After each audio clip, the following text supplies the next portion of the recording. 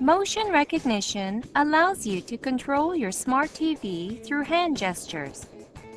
There are motions to turn off the TV, change channels, and control the volume, all without the need for the remote control. To use motion recognition, make sure that the camera on your TV is working. Then, go to the Settings menu in Smart Home and select Option. Make sure that motion recognition is turned on. While watching TV, raise your hand up to your face and look at the camera. You should see the control menu appear on the screen. Move your hand up, down, left, or right to select the function.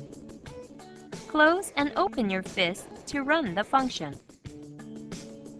If you keep your fist closed for more than 1 second, you can select consecutive functions. Lower your hand to exit the control menu. You can use motion recognition to turn off the TV, change channels, or change inputs.